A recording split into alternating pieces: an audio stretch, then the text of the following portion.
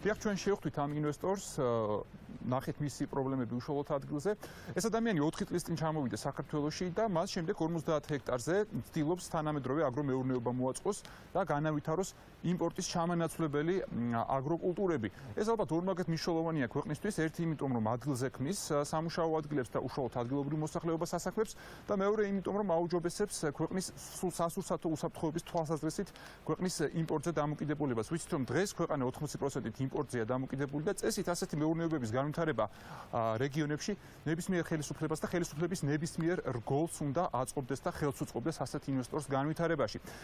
თუმცა სურათი გურიაში, რაც ჩვენ ვნახეთ, საპირისპიროა, როგორც თავად ეს ინვესტორი აცხადებს, როგორც ადგილობრივი ხელისუფლების, ასევე პოლიციის სტრუქტურები მას მთელ რიგ პრობლემებს უქმნიან.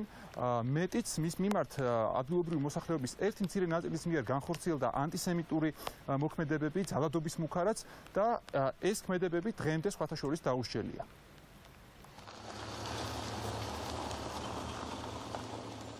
ცათმფრენი გურიაში პირველად 4 წლის წინ ებრაელ ინვესტორ იგორ ასკაროვთან ერთად გამოჩნდა, რომელიც სამშობლოდან ათასობით კილომეტრის მოშორებით სოფელ ლაითურში დამკვიდრდა საკუთარი ხელითვე აშენებულ აი ამ ქოხში. პერესტროიკის დროს ისრაელში ემიგრირებულმა საბჭოთა მოქალაქემ ჯერ იქაურ პოლიციაში იმსახურა 12 წელი. შემდეგ ბიზნეს მიჰყო ხელი. სულ ბოლოს კი ოზურგეთის კოლმეურნეობის გარდამავალი დროშა ჩაიბარა. გურიაში 50 ჰექტარი მიწა შეიძინა და $1 მილიონი დააბანდა. Сады, скот. ბაღები, საქონელი, თაფლი. აქ არათუ განუვითარებელია სოფლის მეურნეობა საერთოდ ნულია. ასე რომ ეს დარგი ძალიან პერსპექტიულია, მაგრამ ძალიან ბევრი შრომაა საჭირო. ყველაფერი საწყის ეტაპზეა. თანამედროვე ფერმის მოსაწყობად ჯართად ჩაბარებულ საბჭოთა დიდების ნაშთებს იყენებს. მინდვრად სამუშაო ჩამოვაც საბჭოური ყველგან მავლით ხდება. კონსტრუქციები ავაწყე, მაგრამ ბეტონის ჩასხმას ვეღარ ვახერხებ. ხალხი არ მყოფils. კონსტრუქციების მშენებლობაც და 50 ჰექტარი მიწის მომგებიან საწარმოდ გადაქცევაც ასკაროვის თავსატეხია, ისევე როგორც ნახევრად დაცარიელებული სოფელი. На одну свадьбу ძალიან ცუდი სტატისტიკაა ლაითურში. ერთ ქორწილზე 3 დაკრძალვა მოდის, ეს ძალიან ცუდია. Это очень хорошая статистика.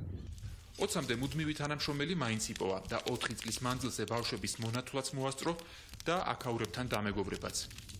ახლა არის საგაზაფხულო სამუშაოები, წმინდათ მინდორს რომ დაითესოს. მე მაგალითად მყავს სიმსინური ბავშვი, ჯერ ღმერთმა და მეორედ ამან გადამირჩინა, მყავდა 2 წელი.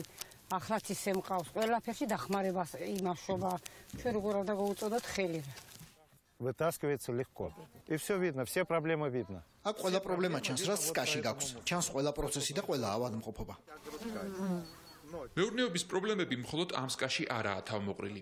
ფუტკარზე მეტად ებრაელ ინვესტორს ადგილობრივი მოსახლეობის ერთი ნაწილი კბენს. Ну, когда видят вот დავითის ვარსკვლავს რომ დაინახავენ, მასონიაო. ახალშობილების სისხლს სვავსო. მეცინება, მაგრამ საწყენია, რა თქმა უნდა. заявляю, что я масон. Я жил не здесь, а на съеме. აქვე შორი ახლოს ცხოვრობდი. მაშინ ეს კოხი ჯერ არ იყო დასრულებული. ღამე ფანჯრები ჩამემტვიეს და მე მოკრებოდნენ მოუკლავთ ებრაელ ზუკნასო. ასე მომართავდნენ. და როცა ამას ამბობს ადამიანი, ამას უკვე ანტისემიტიზმი ჰქვია. ებრაელები უნდა დაგწვათო, დაგასახიჭროთო, ხვალინდელ დღეს ვეღარ მოესწრებიო, მეუბნებოდნენ. ვინ ემუქრებოდა ეთნიკური ნიშნით განადგურებით, ასკაროვს დღემდე გამოუძიებელია. თუმცა ეს სახელმწიფო უწყებებთან არასასიამოვნო ურთიერთობების მხოლოდ დასაწყისი აღმოჩნდა. Я заявил в полицию, они пришли. პოლიციაში რომ განვაცხადე, მითხრეს ეს თავდასხმა არაა, ხულიგნობაო. თან მითხრეს რომ ჩემზე როგორც ნარკოტიკების გამსახებელზე გამოძიება დაიწყეს. გაოცებული დავრჩი, მაგრამ ვიზეც ეჭვი მაქვს რომ თავდასხმა მოაწყო, ყოფილი პოლიციელია და ალბათ განგებ შეთხზა ეს ისტორია. ისრაელის სახელმწიფოს რომ ხმა არ ამოიღო.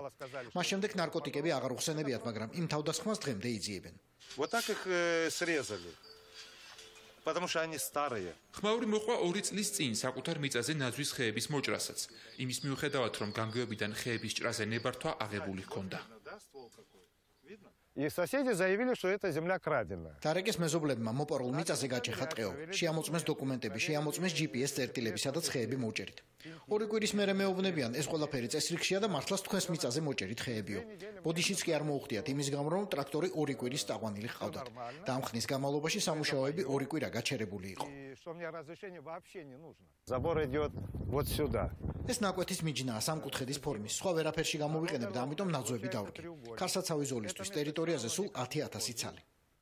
თუმცა უკვე მოჭრილი ხეები კიდევ ერთხელ აღმოჩნდნენ გამოძიების ოქმებში.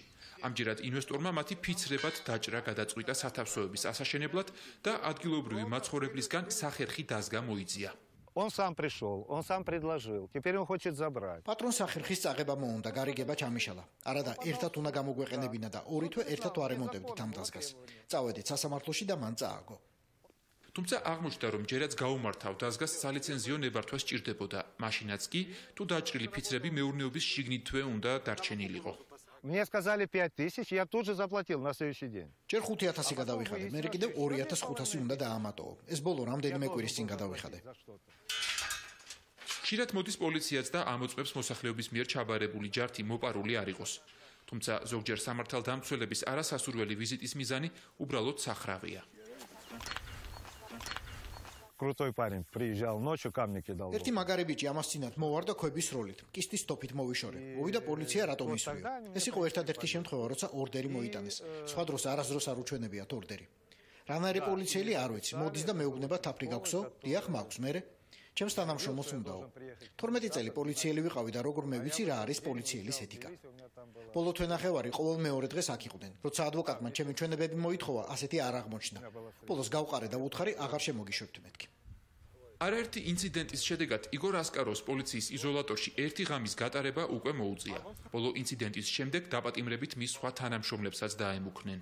უბნის რწმუნებული, ყოველთვის ისეთი სასურველი სტუმარი მოდიოდა, შემოყვავდა შიგნით და თან გვემასხრებოდა, რომ ორივე რო არ მოგათავსოთო კამერაში, იქამდე არ მოვისვენებო.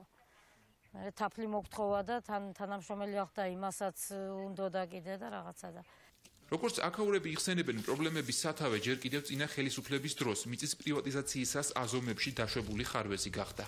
ახლა ეს ვისი მიწებიც მოყვა ახლა მაშინ ეს თავისთავად ყველგან ასე. ხო, მოუხდნენ ლაპარაკი ცოტა. წართ ეს ხალხს მიწები ფაქტურად მამის ბრალი არა იგი, მთავრობის ბრალია, ხო? კაც ქონდა დარგული თხილი და წართ.